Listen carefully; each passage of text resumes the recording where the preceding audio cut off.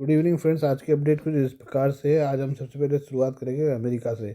अमेरिकी प्रशासन की ओर से अवैध आव्रजन के खिलाफ कड़ी कार्रवाई के बावजूद वहाँ जीवन जीने की चाहत प्रबल बनी हुई है, जिसके कारण एक नई जोखिम भरी घटना टेम्पररी रिवर्स माइग्रेशन उभर रही है।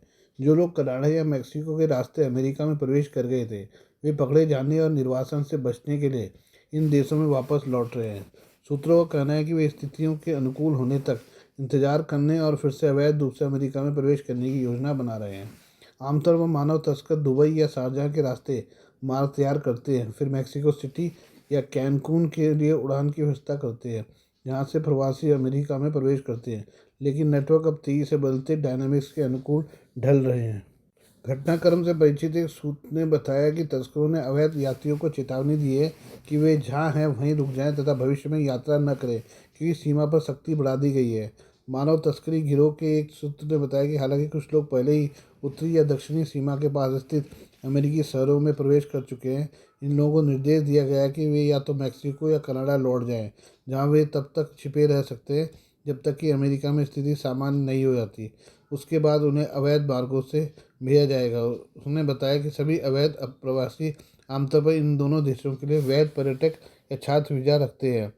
कलोल के प्लाज का रहने वाला एक व्यक्ति जिसने पिछले महीने अवैध रूप से अमेरिका में प्रवेश किया था, 8 अन्य लोगों के साथ 15 दिनों के भीतर मैक्सिको लौट आया। उसने कहा, हमारे पास कोई विकल्प नहीं था, क्योंकि अगर हम पकड़े जाते तो निर्वासन निश्चित था। अमेरिका ने सीमा पर पकड़े गए सभी अप्रवासियों को वापस भेजने में तेजी दिखाई है। जो दूसरी खबर है वो भी अमेरिका से है। डोनाल्ड ट्रंप ने इजरायली हमले में तबाह हो चुके गाज़ा पट्टी पर अमेरिका के कब्जे का प्रस्ताव दिया है। ट्रंप के प्रस्ताव के बाद इसराइल ने गाज़ा से फ़िलिस्तीनियों को निकालने के लिए ड्राफ्ट बनाना भी शुरू कर दिया है। वहीं जॉर्डन ने धमकी दी है कि अगर फ़िलिस्तीनियों को उसके देश में ज़बरदस्ती भेजा जाता है तो इसका मतलब उसके खिलाफ युद्ध का ऐलान होगा। जॉर्डन की अप्रत्यक्ष तौर पर इसराइल पर हमला करने की धमकी दी है।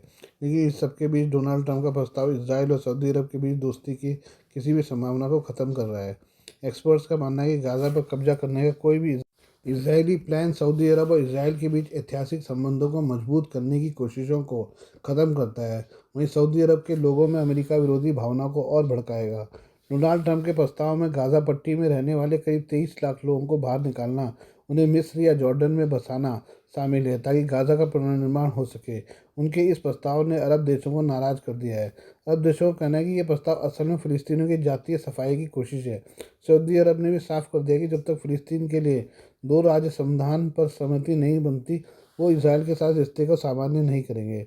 समाचार एजेंसी एएफपी की रिपोर्ट में सिंगापुर के राष्ट्रीय विश्वविद्यालय के मध्य पूर्व संस्थान के शोधकर्ता जेम्स डोर्सी ने कहा है कि यदि यह उनकी नीति है तो उन्होंने इसराइल को सऊदी द्वारा मान्यता दिए जाने के दरवाजे बंद कर दिए हैं। सऊदी अरब इस्लाम के सबसे पवित्र स्थलों का घर है, और अगर सऊदी अरब से इसराइल को मान्यता मिलती तो ये डोनाल्ड ट्रंप के लिए मिडिल ईस्ट डिप्लोमेसी का सबसे बड़ा पुरस्कार होता। लेकिन अगर गाज़ा से लोगों को बाहर निकालने का अभियान शुरू होता है तो उसका गंभीर असर सऊदी पर पड़ेगा। जॉर्डन और सऊदी अरब सीमा साझा करते हैं। ऐसे में अगर फिलिस्तीनी शरणार्थियों की बाढ़ सऊदी अरब की तरफ बढ़ेगी तो फिर वो क्या करेंगे। इससे सऊदी अरब की सीमा अस्थिर हो जाएगी और उसकी अर्थव्यवस्था पर भी गंभीर असर पड़ेगा। इसके साथ ही जेम्स डोर्सी ने कहा कि सऊदी अरब को अमेरिका के साथ सौहार्दपूर्ण संबंध बनाए रखना चाहिए, क्योंकि रियाद की सुरक्षा की गारंटी अभी तक अमेरिका ने ही दे रखी है। ईरान के खिलाफ सऊदी अरब की सुरक्षा समय अमेरिका ही करता रहा है। डोर्सी ने कहा कि जब सुरक्षा की बात आती है तो सऊदी अरब के पास वाशिंगटन के अलावा कोई विकल्प नहीं है। उन्होंने कहा कि कोई और ऐसा नहीं कर सकता है। चीन हरगिज नहीं। चीन की दिलचस्पी भी नहीं है और वो ऐसा करने में सक्षम भी नहीं है। इसराइल के प्रधानमंत्री बेंजामिन नेतन्याहू के साथ एक प्रेस कॉन्फ्रेंस करते हुए 4 फरवरी को डोनाल्ड ट्रंप ने अपना गाज़ा प्रस्ताव पेश किया था। ट्रंप के प्रस्ताव के ठीक बाद सऊदी अरब विदेश मंत्रालय ने सुबह करीब 4 बजे बयान जारी करते हुए साफ कर दिया था कि वो ट्रंप के फैसले के साथ नहीं है। सऊदी विदेश मंत्रालय ने कहा है कि वो किसी भी ऐसे प्रस्ताव के साथ नहीं है जो फिलिस्तीनी नागरिकों को गाज़ा से विस्थापित करता हो। सऊदी विदेश मंत्रालय ने अपने उसी बयान में इजरायली प्रधानमंत्री बेंजामिन नेतन्याहू की उस टिप्पणी को भी खारिज कर दिया जिसमें उन्होंने सऊदी अरब के साथ रिश्तों के सामान्य होने की बात कही थी। सऊदी ने साफ कर दिया कि फिलिस्तीन राज्य के निर्माण के बगैर इसराइल के साथ कोई संबंध नहीं होगा। हालांकि डोनाल्ड ट्रंप का प्रस्ताव सऊदी अरब के लिए कई परेशानियां लेकर आई है। सऊदी अरब के प्रधानमंत्री और क्राउन प्रिंस मोहम्मद बिन सलमान ने देश की अर्थव्यवस्था को तेजी से हटाकर व्यापार और पर्यटन की तरफ शिफ्ट करना चाहते हैं, लेकिन बगैर अमेरिका ऐसा होना संभव नहीं है। चीन यहाँ भी सऊदी की मदद नहीं करेगा।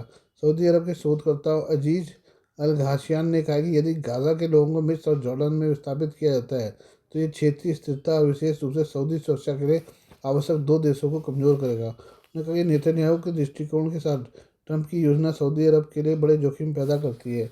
वहीं international crisis group think tank के अन्ना जैकब्स ने कहा कि डोनाल्ड ट्रंप की घोषणाएं क्षेत्र को और अस्थिर करेंगी और विशेष रूप से सऊदी अरब में अमेरिकी विरोधी भावना को बढ़ावा देंगी।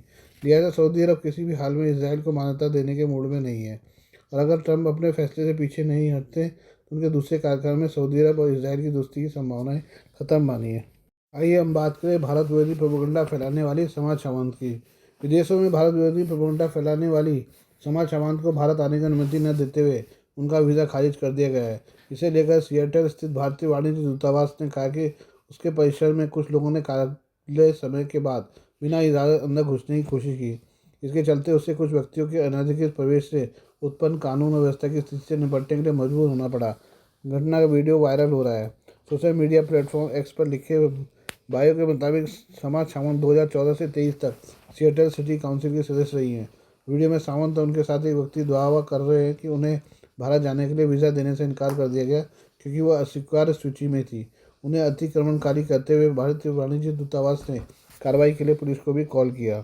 समाज सावंत ने दावा किया कि भारतीय वीज़ा 3 बार रिजेक्ट कर दिया गया है, जबकि उनके पति केवलिन प्रीस्ट को भारत में अपनी बीमार मां को देखने के लिए आपातकालीन वीज़ा दे दिया गया है। उन्होंने कहा कि वर्कर स्ट्राइक बैक के सदस्यों ने भारतीय वाणिज्य दूतावास पर शांतिपूर्ण सविनय अवज्ञा की और इस बात के लिए स्पष्टीकरण की मांग की कि उनका वीज़ा 3 बार क्यों खारिज किया गया है। वे हमें पुलिस बुलाने की धमकी दे रहे थे। सिएटल स्थित भारतीय वाणिज्य दूतावास ने कहा कि बार बार अनुरोध के बावजूद कार्यालय परिसर में आकर बैठे इन लोगों ने अपना स्थान छोड़ने से इनकार कर दिया। ये अतिक्रमणकारी वाणिज्य दूतावास के कर्मचारियों के साथ भी आक्रामक और धमकी भरा व्यवहार करते रहे। दूतावास के अधिकारियों ने कहा कि यह सब देखते हुए हमें हालात से निपटने के संबंधी स्थानीय अधिकारियों को बुलाने के लिए मजबूर होना पड़ा। दूतावास ने एक्स पर एक पोस्ट में कहा कि अतिक्रमणकारियों के खिलाफ आगे की कार्रवाई शुरू की जा रही है। सावंत ने कहा कि मैंने भारत में सीएए एनआरसी कानून की निंदा की थी, इस कारण यह कार्रवाई की गई थी। आइए बात करें दिल्ली इलेक्शन की। दिल्ली के वोटर्स ने आम आदमी पार्टी को सत्ता से बाहर कर दिया है।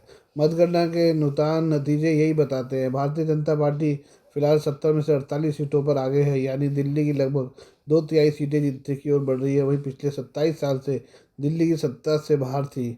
वहीं आप सिर्फ 22 सीटों पर बढ़त बनाए हुए थे।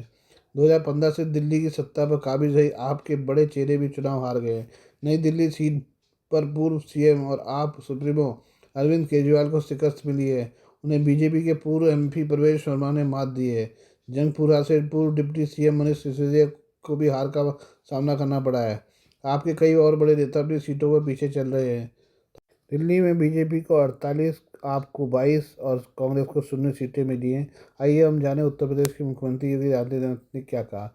उत्तर प्रदेश के मुख्यमंत्री योगी आदित्यनाथ ने दिल्ली विधानसभा चुनाव के नतीजों पर कहा, मैं दिल्ली में विजयी हुए सभी भाजपा प्रत्याशी और कार्यकर्ताओं को बधाई देता हूँ। दिल्ली में झूठ और लूट की राजनीति पर पूर्ण विराम लगा है।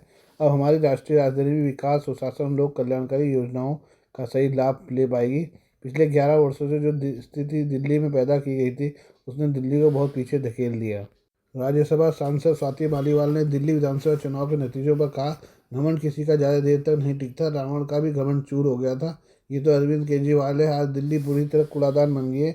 सड़कें टूटी पड़ी हैं, लोगों को पानी नहीं मिल रहा, वायु प्रदूषण चरम पर है, यमुना साफ नहीं हुई है। लोगों ने इन मुद्दों से त्रस्त होकर ये जनादेश दिया है। आपके संयोजक अरविंद केजरीवाल ने हार स्वीकार की है। उन्होंने एक वीडियो संदेश में बीजेपी को जीत की बधाई देते हुए कहा कि उन्होंने जनता से जो वादे किए उन्हें पूरा करें। केजरीवाल ने कहा, हम जनता के फैसले को विनम्रता से स्वीकार करते हैं। मैं भाजपा को जीत के लिए बधाई देता हूं। मुझे उम्मीद है कि वे उन उम्मीदों पर खरे उतरें जिसके साथ लोगों ने उन्हें बहुमत दिया है। लोगों ने हमें जो 2 साल दिए थे उसमें हमने शिक्षा, स्वास्थ्य, बिजली, पानी आदि के क्षेत्र में काम किया। अब लोगों ने जो फैसला हमें दिया है उसके साथ हम न केवल रचनात्मक विपक्षी भूमिका निभाएंगे बल्कि जनता की सेवा करते रहेंगे। मैं आम आदमी पार्टी के कार्यकर्ताओं को बहुत शानदार चुनाव लड़ने की बधाई देता हूँ। Please do like, share and subscribe this channel of mine, news, views and analysis by Prakash.